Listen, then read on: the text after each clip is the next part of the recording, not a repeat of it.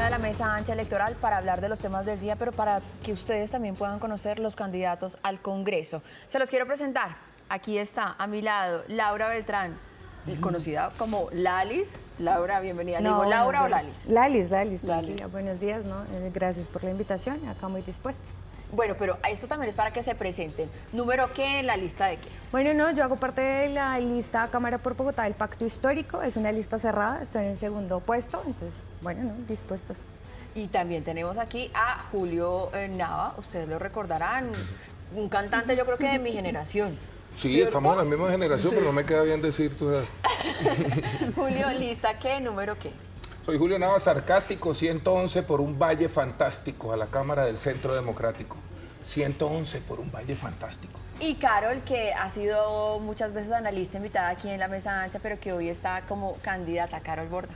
Así es, qué felicidad estar aquí otra vez con ustedes, esta vez como candidata, encabezando la lista del Tigre Abelardo de la Espriella aquí en Bogotá, 101 Salvación Nacional. Bueno, arranquemos hablando de este reciente informe que se conoció de la Contraloría, en donde se alerta por la firma de 164.000 contratos en enero, justo antes de la Ley de Garantías. Una primera lectura sobre esto, Carol.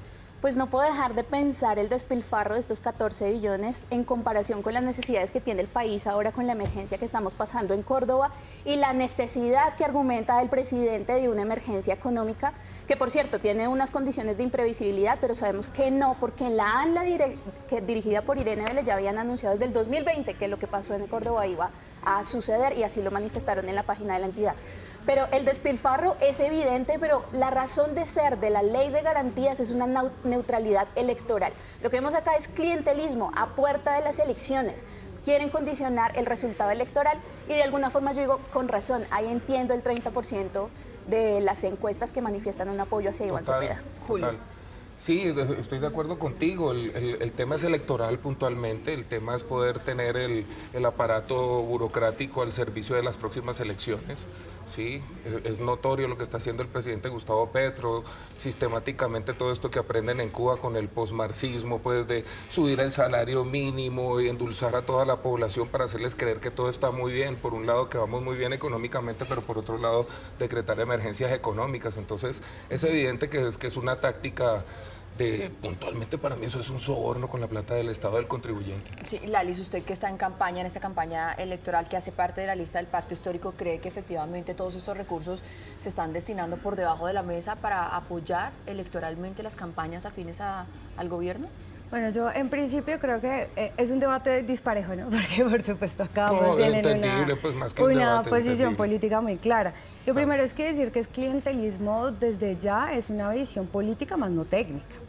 Nosotros en el gobierno ha crecido frente a las apuestas que tenemos en los territorios, en esos territorios olvidados, que tal vez no sea muy presente para algunos porque hace parte de una población que desconocen de alguna manera o que no tienen como prioridad, pero genuinamente desde el gobierno lo que hemos hecho es priorizar esos departamentos y esas zonas que necesitan atención.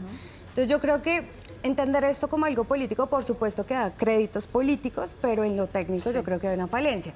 Finalmente, de acuerdo que la ley de garantía se hace como en un proceso de transparencia para que no se use electoralmente, sin embargo hay un cumplimiento de la ley 696 y si no la hay, entonces pues finalmente que la Contraloría evalúe si los objetos contractuales o todo esto que hace parte del aparato institucional comete alguna irregularidad, que sería para mí el debate de fondo, pero el debate de forma no debería ser políticamente para decir que por eso es que Iván gana las encuestas, porque si no, no llenaría las plazas de alguna manera. Sí, y también hay que entender que hay un país que está, digamos, bajo este nivel de desigualdad al que se le está hablando y que se siente interpretado por este recurso. Pero, Lalis, digamos, esto es una cifra que presenta la Contraloría incluso en el titular de su informe y hace una comparación de lo que pasó este año y lo que pasó, por ejemplo, en 2022. Entonces dice, este año fueron 164.000 contratos, en 2022 fueron 107.000.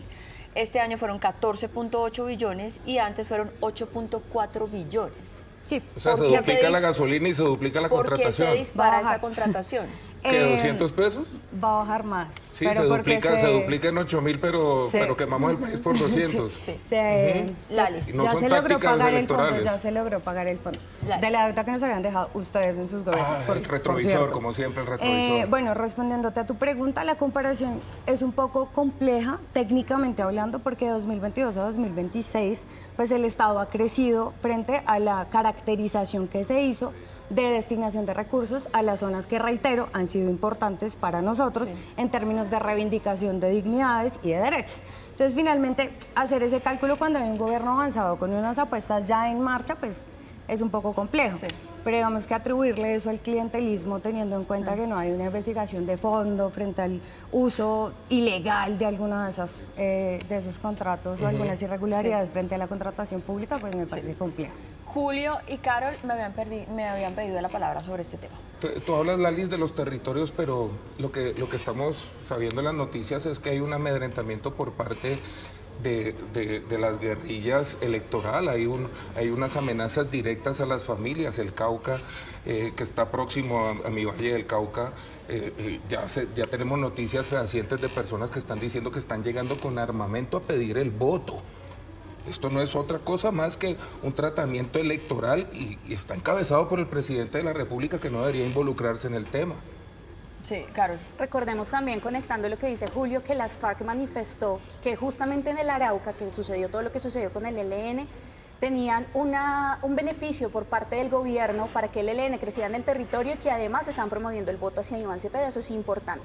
Pero respecto a la información de fondo, la Contraloría ya ha manifestado que hay ciertas irregularidades que va a entrar a investigar, pero la MOE, que también es una entidad que busca revisar la transparencia en estas elecciones, dice es evidente que está jugando en desventaja. El resto de candidatos estamos jugando en desventaja porque los que tienen la chequera del gobierno están repartiendo a diestra y siniestra. Históricamente ha sido ineficiente y que el clientelismo es una práctica antigua en la cual se venden puestos por votos y además son totalmente ineficientes y por electoral con las armas. Lalis.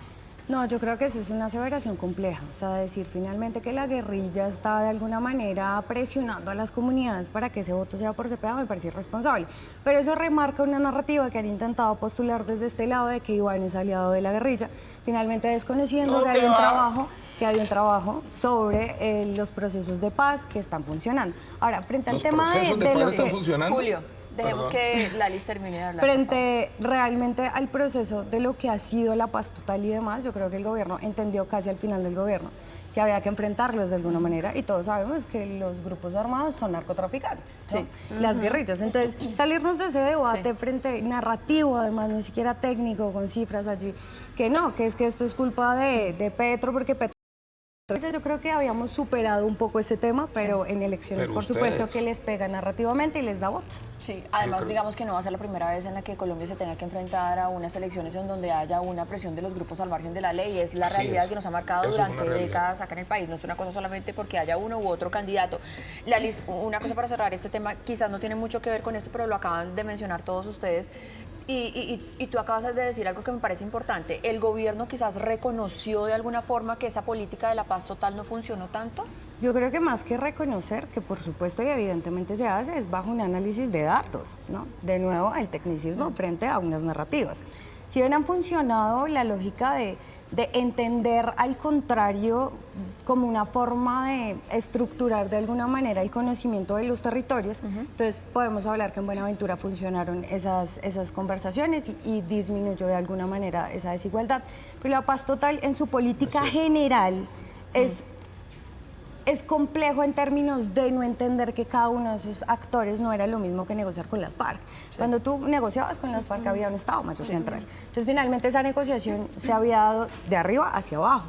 Cuando hablas con el ELN, pues cada uno de sus directores o de sus jefes están en cada frente y eso es un desorden. Entonces entenderlos a todos y meterlos a todos en una misma bolsa es complejo, pero por supuesto que se tiene que reestructurar y por supuesto que se tiene que hablar de una ley de sometimiento. Yo pienso, perdón Marixa, o sea, yo pienso que decir por un lado que el gobierno mismo acepta que la paz total no funcionó y después decir que sí funcionó, o sea, para mí matemáticamente o funcionó No, o y no es funcionó. evidente, todo el Y mundo es sabe evidente que que no no funcionó. Bueno, pero se puede retomar el camino. Miren, nuestro siguiente tema, y es un tema que es de discusión nacional hoy en día, y es el llamado a calificar servicios del general Edwin Urrego, un general que llevaba más de 3 décadas al servicio de la institución de la policía y que termina, digamos, salpicado en una serie de versiones de la Dirección Nacional de Inteligencia. Aquí la pregunta que yo quisiera plantear es: ¿qué tanto por un supuesto complot en donde no se ha llegado a una investigación, en donde dicen ellos no hay un debido proceso, se tiene que apartar a un general que en todo caso tiene medallas, tiene 3 décadas, que él dice estoy dispuesto a someterme a un polígrafo? Arranca Lalis, porque así fue como lo convenimos al principio. Lalis. Ay, no, usted quiere más a Lalis. Tú no. No, voy a decir rápidamente que a mí me parece que, de nuevo, esto tiene que hacerse desde un trasfondo complejo, pero más allá de discursivo es técnico. Si hay algunas investigaciones, nosotros acabando de pasar un episodio con el presidente de Estados Unidos tan complejo que llevó casi a que varios de unas orillas políticas opuestas al presidente fueran a Estados Unidos a sembrar ciertos discursos de que el presidente es narcotraficante o es aliado a la guerrilla. Pues finalmente yo creo que alguna información que detone una reunión previa con el presidente Trump donde las relaciones están tensas, pues finalmente se tiene que apartar siempre y cuando se haga la investigación previa, pero apartarlo del cargo no quiere decir que ya, digamos, en dado caso sea culpable, sino que se tiene que hacer todo ese proceso. Claro, pero Lali, lo llaman a calificar servicios, es decir, lo sacaron de la policía, no lo apartaron del cargo, lo sacaron de la policía sin un debido proceso, no hay una investigación ni siquiera disciplinaria ni nada, sino solo el informe. Pero va hacia la investigación que tiene que ser real, es decir, si hay algo que tienen de información, ya no solo del DNI, porque no es simplemente un correo, o sea, es entender qué es lo que planteaba el DNI y qué es lo que no se cuenta, porque es información nacional, que pone en riesgo no la vida del presidente, sino la seguridad nacional. Julio. No es otra Julio, además, yo quiero que lo pongamos un poquito en contexto porque el general Urrego era ya recientemente el comandante de la policía en Cali. De ¿no? Cali, claro, de dejar desprotegida a Cali, o sea, es un doble juego, dejar desprotegida a Cali por un lado, y por otro lado la táctica de la cortina de humo, de desviar la atención de que tenemos a Sucre y a Córdoba debajo del agua porque se robaron la plata de la UNRG. Entonces el presidente ha sido experto en llevar al público, al colombiano, a su vida sentimental y a esta destitución, que es lamentable, una institución que han venido minando poco a poco. Entonces mata a 2 pájaros de un solo tiro el presidente Petro con la destitución del general y desvía la atención de que tenemos una gente pasando penurias porque se robaron la plata de gestión del riesgo. Se me está acabando el tiempo, Carol, Sí. y es que me pidió la palabra para cerrar. Importante poder manifestar que eso no es una investigación, ¿sabes? Que el DNI haya manifestado todas estas irregularidades a raíz de un correo anónimo quita seguridad jurídica para un ciudadano cualquiera, pero sobre todo para la fuerza pública que ha servido hace tanto tiempo. Esto es una cachetada a la fuerza pública, tomándolos como un blanco político. Y lo vimos en La Paz Total, en ese discurso que no funcionó. Es evidente, entidades públicas y privadas lo han manifestado, le ataron las manos a la fuerza pública, la desmoralizaron. Por eso es necesario dignificar nuevamente la fuerza pública, por eso creemos en el proyecto de Adelardo de la Espriella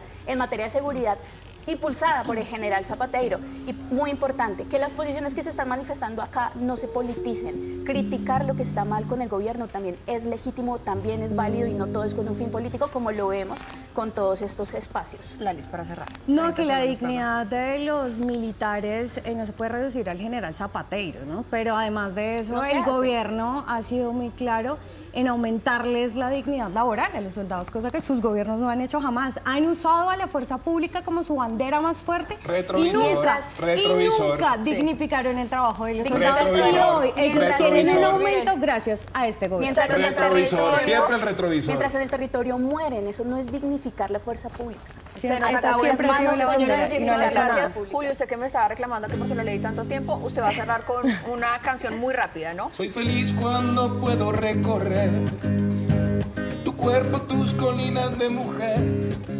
Soy labriego de tus campos, pescador de tus encantos, entre timbres y acordeones me crié. Bueno, mientras nosotros seguimos aquí escuchando Isa, usted tiene más noticias. Julio, muchas Colombiana soy, lo digo con mucho amor, en la tierra donde crecí, su belleza me enamoró.